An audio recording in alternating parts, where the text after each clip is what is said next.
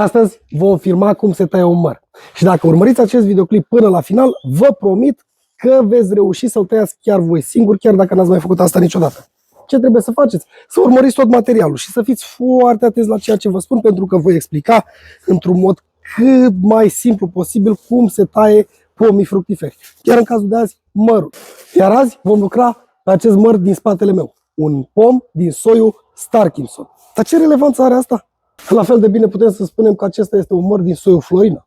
Ca să nu mai vorbim despre un Ionatan sau cel din această zonă, care nu este nimic altceva decât un măr din soiul palme. Dar trebuie să știți că, indiferent dacă vorbim despre pomi bătrâni, maturi, sau despre pomi tineri, tăierile la pomii fructiferi sunt cam aceleași. Și cam toate lucrurile pe care le au în comun este că cu toții sunt pomi fructiferi, sunt din specia măr și, bineînțeles, fac mere. Și indiferent de cât de bătrân este pomul, de vârsta acestuia, este mai bătrân, este mai tânăr, sau indiferent de soiul lui, că vorbim despre un Starkinson, despre un Florina, despre un Golden, despre un Palmer, despre un Ionatan sau orice alt soi de măr, toate au în comun faptul că sunt din specia semințoaselor și anume măr. Bine, la specia semințoaselor mai putem vorbi și despre păr, dar nu despre asta facem videoclipul actual. În schimb, în materialul de azi vă promit că până la final vă voi arăta exact cum să-l tăiați, chiar dacă n-ați mai făcut asta niciodată. Și nu numai că voi arăta cum să-l tăiați, vă voi detalia explicit într-un limbaj comun, fără să folosim termeni științifici, cum ar fi acest lăstar este o microblastă sau acest lăstar este o macroblastă sau chestii care vă zăpăcesc. Pur și simplu vă arăt regulile de tăiere, ce să identificați în interiorul pomului, astfel încât dumneavoastră să vă apucați de treabă, uite, vine primăvara. Începem? Haideți să ne apucăm de treabă. Dar stați că am uitat. Înainte să-l tăiem, trebuie să știm cu ce îl tăiem. Pentru că în niciun caz nu tăiem cu toporul. Bine, merge și cu toporul sau cu drujba, dar atunci înseamnă să tăiem de tot. În schimb, noi astăzi o să-i facem tăieri de toaletare, de fructificare, de formare, astfel încât pomul dumneavoastră să fructifice. Și pentru asta avem nevoie de o foarfecă horticolă. Nu știu unde am pus-o, stai să o caut, să vedem. Da. Am reușit, am găsit-o. Deci avem nevoie de o foarfecă horticolă. Ce tip de foarfecă avem nevoie pentru a tăia un pom? Orice foarfecă, dragilor, să taie bine. Nu taie bine, o ascuțiți.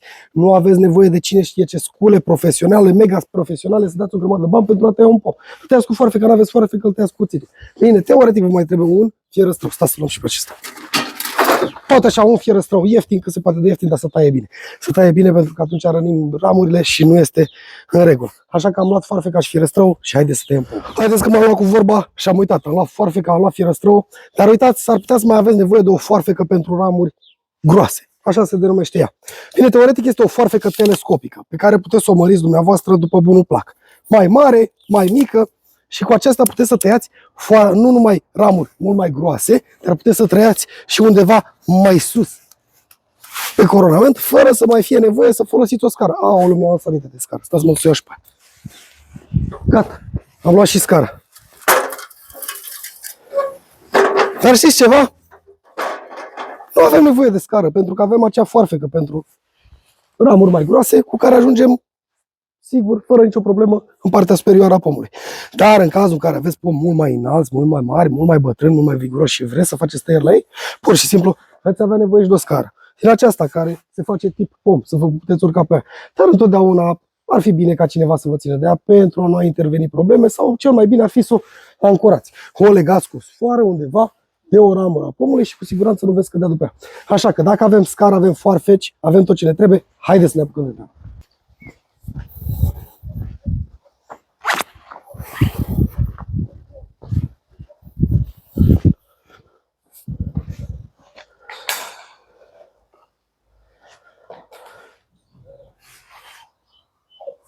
Ați pățit-o și voi, nu? Sau o să o pățiți. De foarte multe ori când citiți o carte sau când urmăriți anumite materiale și credeți că știți ceea ce aveți de făcut, mergeți lângă pom și faceți exact cum am făcut eu. Stați și vă uitați la el și vă gândiți, pentru că s-ar putea să nu știți cu ce să începeți. Dar stați liniștiți, pentru că acum iau camera și încep să vă explic tot ceea ce înseamnă pomul respectiv, din ce este format, astfel încât să știți ce trebuie să tăiați și ce nu trebuie să tăiați. Așa că, haideți să trecem la treabă. Și fiți atenți! Atunci când vreți să începeți să tăiați un pom, indiferent de vârsta acestuia, bine, cam peste 3 ani, vă uitați începând cu tulpina și identificați fiecare ramificație a tulpinei. Acestea de aici, care se numesc generic șarpante sau ramuri groase care pleacă din axul sau din trunchiul pomului. Și acestea sunt distribuite în mod regulat, simetric, pe toată structura axului sau a trunchiului pomului. Ei bine, din aceste șarpante, ramuri principale, merg alte ramuri, care se numesc subșarpante sau ramuri secundare. Adică acestea ramifică și formează în special coroana pomului, împreună cu toate celelalte elemente. Iar dacă ne uităm din aceste subșarpante sau ramuri secundare, vom avea alte prelungiri care ramifică spre partea terminală cu diferite elemente și diferiți lăstari. Ei bine, acești lăstari sunt de mai multe tipuri. Ei pot fi catalogați drept creștere anuale, adică fiecare lăstar în parte a crescut într-un an. Cum sunt aceștia de aici, dar cum sunt și aceștia de aici. Singura diferență este că unii cresc foarte viguros, da? Și în special vertical, și în special în partea de sus a pomului, și așa cum vedeți aici, se duc de nebuni, iar alții cresc puțin mai slab, nu mai sunt orientați cu o creștere pe vertical, în schimb ei sunt orientați cu o creștere pe orizontală, da? Și sunt de o vigoare mai mică, 30, 40 de centimetri, 50 de centimetri. Toți acești lăstari întâlnim pe aceste elemente care v-am spus eu că sunt ramuri secundare. Și în general au o prelungire și o terminație. Un alt lucru pe care trebuie să-l mai știți este că orice ramură care pleacă din trunchiul pomului trebuie să aibă un început și un sfârșit, acolo unde se termină ea. Adică noi ne uităm pe ea de la unde a început să crească din trunchiul pomului, da, până unde se sfârșește. Și trebuie să știm fiecare element în parte. Dar nu vă zăpăcesc capul cu asta acum. În schimb, acești lăstari pe care vi-am prezentat mai devreme se cataloghează drept lăstari de tip lacom, aceștia care cresc de nebuni viguroși vertical, în partea de sus, în special a coronamentului, iar cauza pentru care ei cresc este că vrea să regenereze pomul și să capteze cât mai multă lumină. Și mai sunt lăstarii aceștia mai slăbuți, de vigoare mai mică, ce sunt niște creșteri anuale, la fel ca în cazul lăstarilor lacom, decât că pe aceștia vom întâlni viitoare elemente de fructificare. Adică ramurile care cresc și au o tendință de creștere, de dezvoltare mai mare spre orizontală, sunt purtătoare de rod sau viitoare purtătoare de rod. Iar cele care cresc vertical drept nu fac nimic altceva decât consumă seva pomului. Iar pe aceștia care cresc vertical, noi trebuie să-i eliminăm. Destul de simplu până aici, nu? Cum îi eliminăm? Sunt două modalități. Prima modalitate prin care putem să eliminăm acest lăstar este la inel, adică vom tăia cât mai aproape de locul în care acesta își face inserție către o ramură principală, pe cea care crește. Și în această zonă unde eliminăm, avem maxim 1-2 mm față de ramura principală. Sau mai putem să eliminăm în cep, adică vom lăsa o distanță de 4-5 cm pentru a elimina. Dar în cazul mărului, eliminarea la cep se face doar în anumite situații, după cum veți vedea în momentele următoare. Dar până atunci, noi vom elimina toți acești lăstari verticali la inel. Nu lăsăm nimic altceva. Adică, primul lucru pe care îl faceți, vă uitați în coronamentul pomului și identificați aceste creșteri verticale viguroase, pe care le eliminați la inel întotdeauna.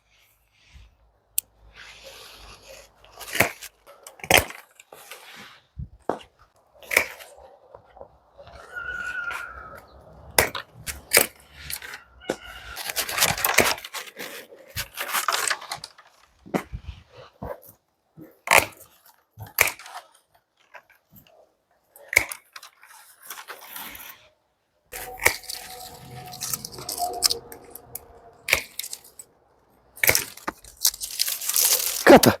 Am terminat de eliminat toți acești lăstari care cresc vertical. Dar stai, am mai rămas vreo câțiva. De ce?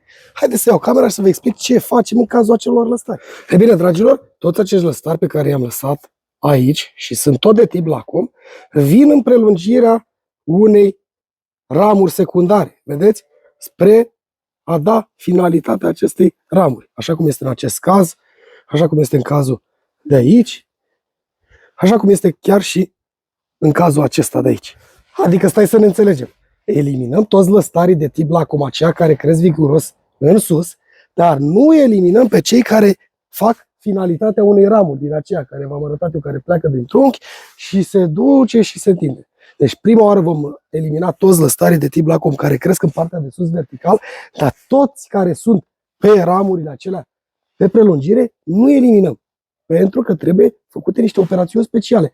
Care sunt acestea? Ei bine, sunt operațiuni de prelungire a acestor ramuri și se numesc tăieri de formare. Astfel încât dumneavoastră să creați unele direcții de creștere pentru a da o simetrie pomului și pentru a-l ajuta să rodească. Cum facem asta? Haideți să vă arăt. Și este foarte simplu. Urmărim pe tot cuprinsul acestei ramure și vedem fiecare element în parte. Și ajungem în partea de finalizare, de finalitatea acestei ramuri și vedem că aici avem un lăstar care seamănă cu cel de tip lacom. De fapt, de drept, el nu este un lăstar de tip lacom, este un element de prerodire, dar aici avem voie și putem să scurtăm unde dorim noi să avem o creștere.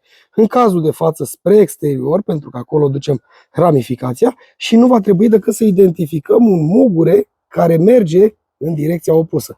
Iar acolo vom veni și vom face o scurtare. Iar același lucru putem să facem și în partea de jos dacă mai întâlnim. Singura problemă pe care o avem, niciodată acestea să nu fie la aceeași înălțime sau la aceeași distanță. Unele mai mici, unele mai mari. La fel putem spune și în acest caz. Avem ramura principală care pleacă, avem elemente de rodire pe ea despre care o să vă explic imediat.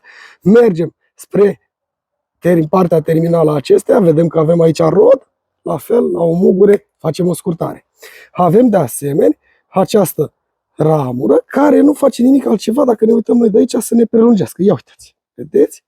Ea prelungește. Și pe noi ne interesează să avem o creștere în această zonă. Și dacă avem o creștere în această zonă, noi venim foarte simplu și scurtăm de aici la o mugure care va crește în acea zonă.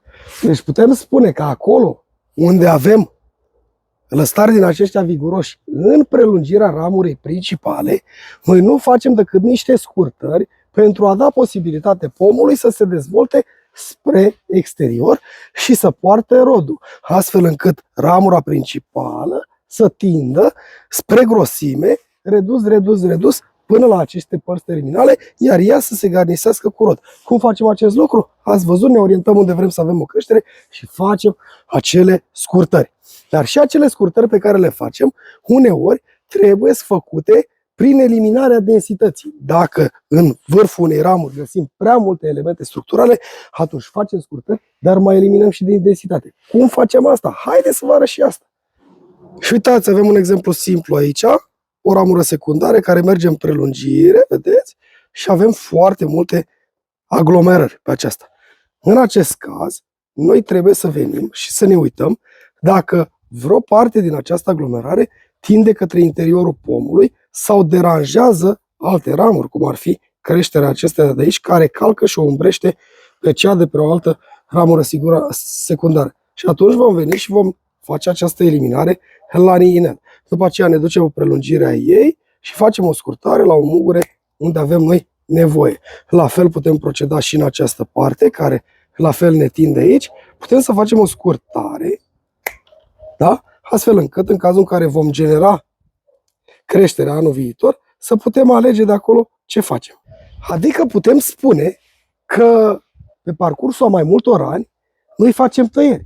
Dar în funcție de aceste tăieri, noi trebuie să știm cam ce urmează să se întâmple. Iar știind ce urmează să se întâmple, anul acesta vom face o tăiere într-o anumită zonă, iar anul viitor vom reveni. Dacă rezultatul pentru tăierea care am făcut-o noi nu este cel așteptat, vom reveni și vom corecta. Cam așa merg lucrurile. Deci trebuie să știm regulile de tăiere, astfel încât să le aplicăm în pom, dar în fiecare an revenim și corectăm, la fel ca la un copil, la grădiniță. La grădiniță greșește din ce în ce mai mult, și pe urmă, odată cu venirea școlii, acesta începe să perfecționeze.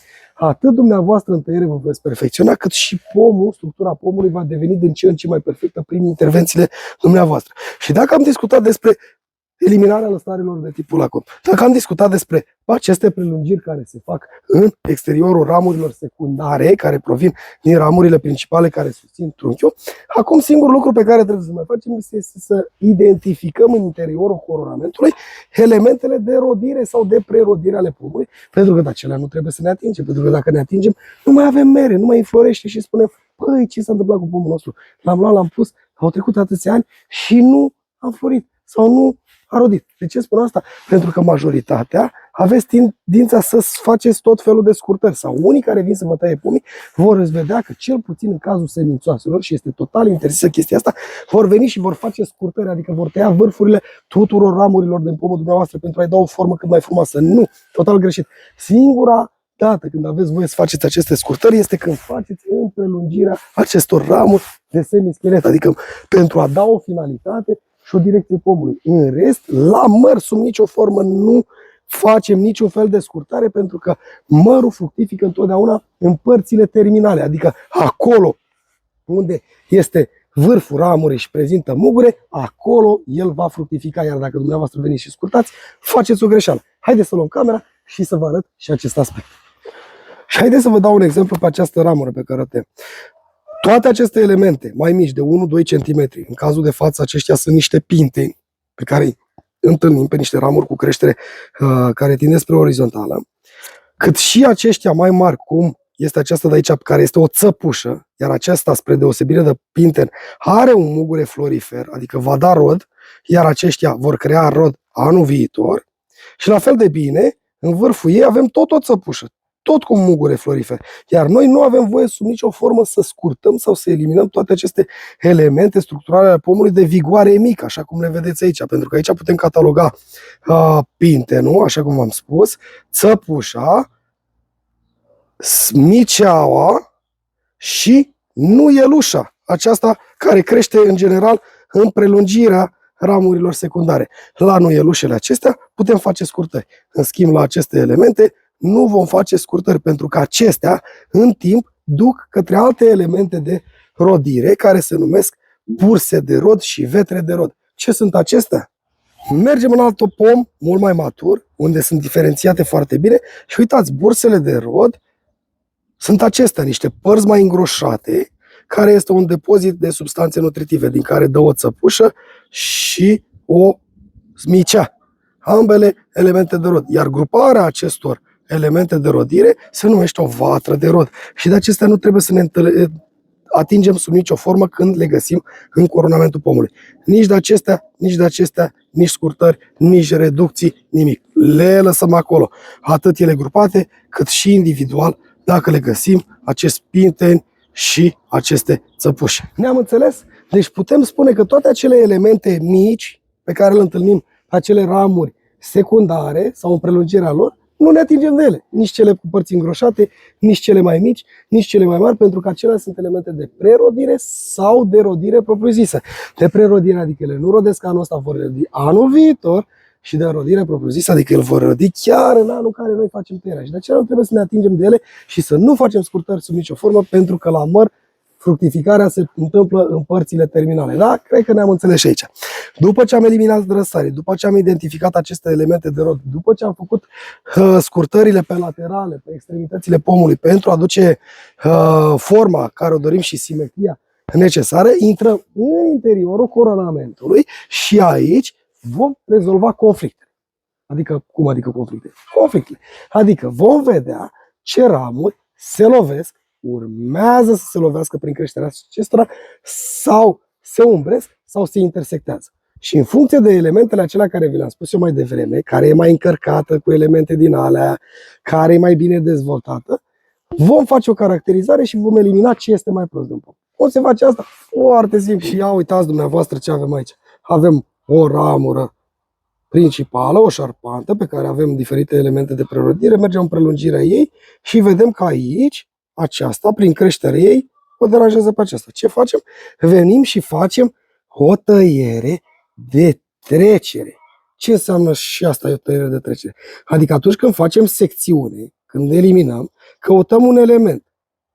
Cum este acesta, cum este acesta sau cum este acesta. Adică avem o țăpușă și un pinten. Iar noi venim și facem o tăiere cam la jumătate de centimetru față de acest pinten și seva care se va duce pe această ramură va fi împinsă către pinten, către țăpușă și către această zmicea care vor produce fructe în viitorul apropiat. Deci atunci când facem tăieri, putem spune că ne vom orienta să facem și niște tăieri de trecere.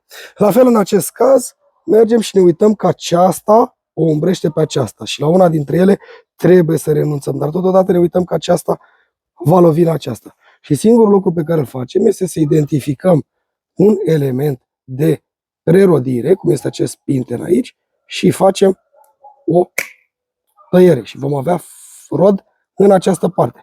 La fel aici, pentru că vom genera o lungire, o altă șarpantă, putem să venim și să facem o scurtare la această zmicea. La fel avem și în interiorul pomului alte zmicele care cresc de nebune așa lungi. Nu ne atingem de ele, le lăsăm în pace. Dar ce facem cu aceasta? Pentru că aceasta lovește aici, uitați, vedeți? Da? Mergem și o eliminăm la inel. Scăpăm de ea. Aceasta mică o lăsăm, chiar dacă este pe interiorul pomului, le lăsăm fără nicio problemă. În această zonă vedem că această nuielușă merge către o zonă care nu ne interesează pe noi și facem scurtare prin trecere. La fel în această zonă, dacă observăm bine, una ni se duce într-o parte, avem rod în vârf, da? Și una pleacă de nebună sus. Aici, în acest caz, putem să facem o scurtare la o mugure unde vrem să generăm și să păstrăm și rodul, pentru că aceasta se va garnisi cu elemente de prerodire. În această zonă aici avem un lăstar care pleacă într-o zonă care nu ne dorește, o le eliminăm de tot, fără probleme. Și la fel ne uităm pe toate aceste prelungiri și rezolvăm aceste probleme, în special prin aceste tăieri de trecere, de generare. Această ramură, chiar dacă este un element de prerodire, merge și tinde să se ducă aici, merge pe tot cuprinsul ei și o eliminăm din această zonă, de unde crește, la inel, fără să avem probleme cu ea. Și cam așa facem pe tot cuprinsul pomului, pe tot cuprinsul coronamentului, căutăm pe cât posibil să gestionăm aceste situații. La fel o eliminăm și pe aceasta de aici. În poziție cam proastă așa. Și la fel mergem pe fiecare prelungire în parte și gestionăm toate aceste creșteri. Da? Deci tot ce vedeți dumneavoastră nu înseamnă nimic altceva decât o gestiune a creșterilor. La fel cum vedeți aceste elemente de prerodire, cum sunt pintenii, pe această ramură, o lăsăm în pace, nu ne atingem de ele și nu ne atingem decât de cele care ne creează conflicte, cum sunt acestea de aici, vedeți? Uitați, aceasta lovește în aceasta. O eliminăm. Și cam asta trebuie să facem noi pe tot cuprinsul pomului.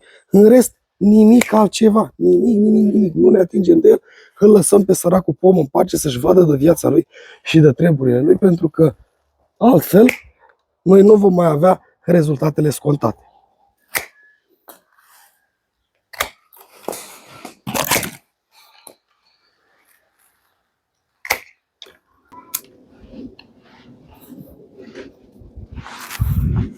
Și cam gata, dragilor. Acesta este pomul. Știu că mulți dintre voi v-ați dori să mai tăiați ceva, că parcă vi se pare puțin cam bogat. Ei, nu. Trebuie să faceți foarte bine diferența între raportul de vegetație, adică totalitatea frunzelor din pom, și raportul de fructificare. Pentru că, așa ca și noi oamenii, fiecare organism viu are niște funcții fiziologice în care se întâmplă. În cazul nostru de față al pomului, toate procesele lui se întâmplă în frunze. Adică sintetizarea substanțelor nutritive care vin în sistemul radicular merg în frunze. Acolo are loc fotosinteza, iar prin fotosinteză pomul respiră, sparge acești nutrienți și trimite și îi direcționează către partea de dezvoltare, către partea de regenerare, dar mai ales către partea de fructificare. Și dacă raportul între partea de vegetație și partea de fructificare este unul corect, veți avea un pom sănătos, imun și plin de fructe. Ce spuneți? Am dreptate? Și încă un aspect foarte important de care mai trebuie să țineți dumneavoastră cont este să căutați pe cât posibil să faceți în felul următor, și anume, în părțile extremităților pomului, să avem raport de vegetație cât mai aproape de tulpina acestuia și de ramurile principale, să avem raport de fructificare, adică să căutăm pe cât posibil să lăsăm vegetația în exterior și fructificarea cât mai aproape de aceste părți, de aceste ramuri groase, pentru ca acestea să le poată susține. Hopa, țopa, gata și pomul nostru este tăiat, are toate elementele necesare lăsate. Uite, vedeți, totdeauna să vă întoarceți că, uite, și în cazul meu de față, n-am reușit să văd această ramură care era deteriorată și care trebuia îndepărtată. Și acesta este pomul și așa îl vom lăsa până sezonul viitor. Ce spuneți, dragii mei? Este simplu ceea ce v-am prezentat? Cu siguranță că este simplu. Deci, ne uităm la lăstarii din partea de sus, cei vertical, cei lacom. Îi îndepărtăm pe toți prima dată, în afară de cei din prelungirea acelor ramuri, groasă, mai subțire, mai subțire, mai subțire și care merge. De fapt, de drept aceea nici măcar nu sunt lăstari lacom, sunt niște nuielușe, dar pe cei care merg în prelungiri îi lăsăm. În schimb, tăiem prima dată tot ce este vertical. După aceea coborâm și mergem în extremități și acolo unde sunt acele ramuri care au început și trebuie să aibă un final, vedem unde mai vrem creștere, selectăm un mugure care direcționează, care este îndreptat în zona în care noi vrem să tăiem și scurtăm extremitățile. După ce am îndepărtat lăstarii lacom, după ce am rezolvat problema cu extremitățile, intrăm în coronament și rezolvăm conflictele, cele care se calcă, cele care se intersectează, cele care se lovesc, cele care se umbre și așa mai departe, cu condiția să nu ne atingem de elementele acelea mai mici de prerodire, cum sunt pinterii, cum sunt țăpușele, cum sunt vetele de rod, cum sunt bursele de rod. Pe acelea le lăsăm, nu ne atingem de ele. Umblăm la ele doar în cazul în care neapărat este nevoie. În schimb, le lăsăm acolo. Rezolvăm aceste conflicte, după care ne retragem, ne uităm la simetria pomului, mai facem anumite scurtări sau anumite reducții, după care pomul dumneavoastră este gata tăiat. Și chiar dacă n-ați știut să faceți asta până acum, uite, după videoclipul ăsta știți, nu? Aștept în comentarii părerea dumneavoastră și vreau să spuneți că v-ați dus în grădină, că v-ați luat forfecuța, fie răstrău, foarfeca de ramuri groase sau scara, nu am avut nevoie de ea, și aplicăm aceste reguli care sunt valabile, așa cum am spus, indiferent de soiul mărului la care tăiați, indiferent de bătrânețea acesta, că este mai tânăr, că este mai înalt sau că este bătrân. Tot ceea ce v-am spus eu este valabil de la 3 ani încolo ai vieții pomului, să le aplicați. Mergeți. Și dacă tăiați greșit, nicio problemă. Vă mai uitați odată la un videoclip și tăiați anul viitor mai bine și așa mai bine și într-1, 2, 3 ani veți tăia mai bine decât un profesionist și veți avea întotdeauna fructe în grădină, pentru că sunt foarte mulți care vin și fac mai multe prostii decât ați putea să faceți dumneavoastră. Iar până la următorul videoclip, când vom tăia un pom mult mai matur, mult mai încărcat pe vatră de rod, pentru că aici am urmat niște reguli, dar mai mult tăieri de formare și de stimulare a rodului, vom face niște tăieri de normarea rodului și de fructificare. Iar până atunci, eu vă doresc toate cele bune. V-am pupat!